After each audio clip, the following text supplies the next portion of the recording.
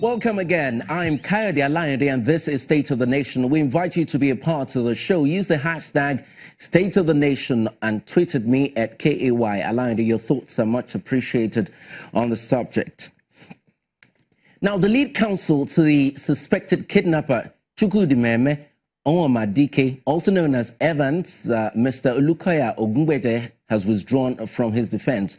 Ogungbeje said his withdrawal was based on personal reasons, and the statement dated Wednesday, June the 13th, is signed by himself.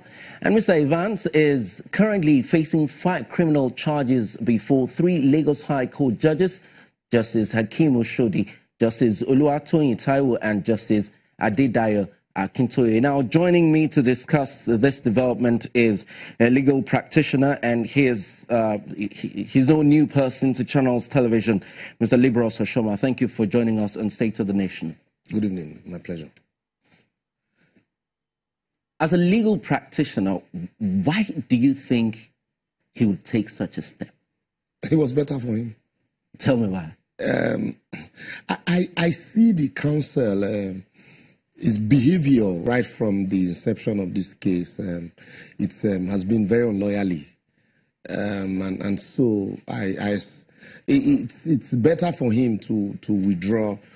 I see him more as an attention seeker, you know, because all his behavior, even his interviews, press statements, you know, it has been anything but, you know, loyally, you know. So a lawyer should ordinarily be sober, irrespective of you know, the nature of the matter you are handling. And then also, I expect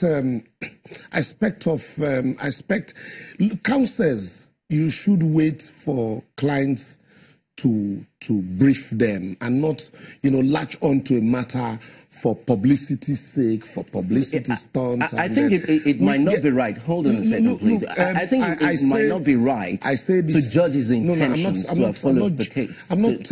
You know, when the counsel took over the matter, there were even argument as to, you know, representations and you know, and then it was even alleged that he went to the suspects or the accused person's village to drive his father down, kept him in his house, and you know, all of this. You will need to look at all of these issues to now judge the intentions, you know, because you brought the intention into it. And so to that extent, one would have expected for a matter, no matter, like, I believe also, like he said, that irrespective of the perception, you know, of the public in a matter, the accused person has a right to legal representation. In the same vein, well, the lawyer also, to say, as bad as the case looks, yeah, I want to defend him. Yeah, in defending, that's what I'm saying. The same way that the accused has a right to a legal representation, the lawyer also owes it a higher duty to the society to conduct his case in, you know, with decorum, and not to make it look as if, you know, you're seeking for attention. Okay, let me ask you, so that's why I told if Mr. Evans had approached you to defend him,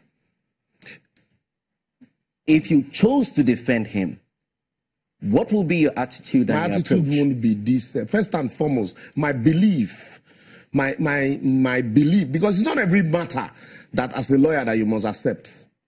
That's why in some cases, that is why as a lawyer, if you argue a position, you cannot argue the opposite of that position in another matter, because arguing the position also, you know, means that you subscribe to that position of the law. And is that what the law stipulates?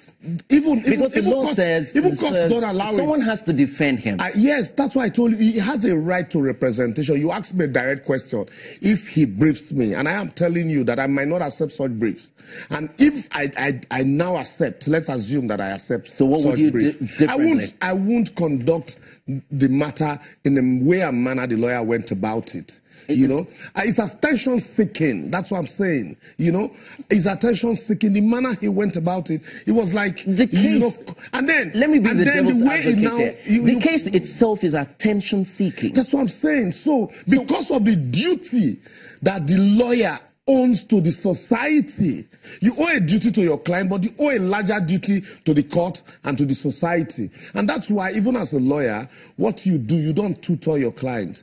As a lawyer, you are your duty. If your client confesses to you, it is your duty to also, you know, allow him confess to the court, but guide him. But a situation where you know you hook, line, and sinker, you must protect, you must defend, and you try. You will find it difficult to divorce yourself from the matter you're handling. Your sentiment and emotions are attached. These are lawyerly behavior. Okay, let's move on from that position. The man has said that his life was under threat. These are grave allegations. You know, you don't just throw these allegations up and expect, because we live in a society where anybody can come up with allegations, my life is under threat, and then, you know, we sweep it under the carpet. These are grave allegations. Your life is under threat.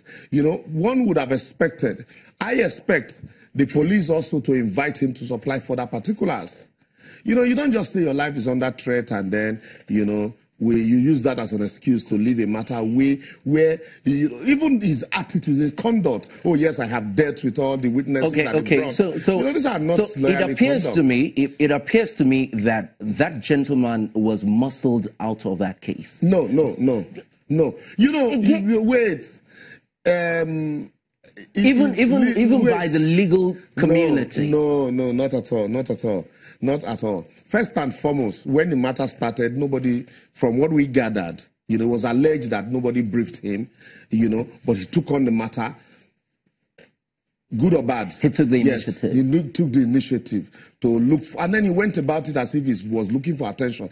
And then since prosecution has started, it is for the prosecution to prove their case, and then he also should defend. And then if you know that, yes, you're a good defense lawyer, and then raising the issue of threat to life, you can raise the issue of threat to life and ask for protection, you know, because of the sensitive nature of the matter you're handling. But also, if you've gone midway and then you discover that from the impression you have given, you really cannot see this through, you can hang on to, you know, that excuse of threat to life to excuse yourself from the matter, knowing fully well that you cannot achieve what you have boasted. It appears most lawyers want him out of the case anyway. So, if I want him out of the case, will I be the one to take over the matter? I didn't say you. I said it appears that most lawyers want him. Why would they want him out of the case? Look, let me tell you, that's why all these are behaviors that are loyally. Why would they want him out of the case? Not because they want to take over the brief, not because the brief, all right. is a brief that, you know, will pay so much. Mr. Libros, you know, this is a developing story, and we'll be watching to see how it all ends. I have been discussing this matter with Mr. Libros Oshoma. He is a legal practitioner. And that's how we wrap it all up on State of the Nation today. Many thanks for watching. We would like to know your own thoughts about this case, especially that we have discussed right now. Let's continue the conversation on Twitter. You can tweet at me at KAY using the hashtag State of the Nation. Thank you for letting us into your space. I'm Kayode Alayande. Bye now.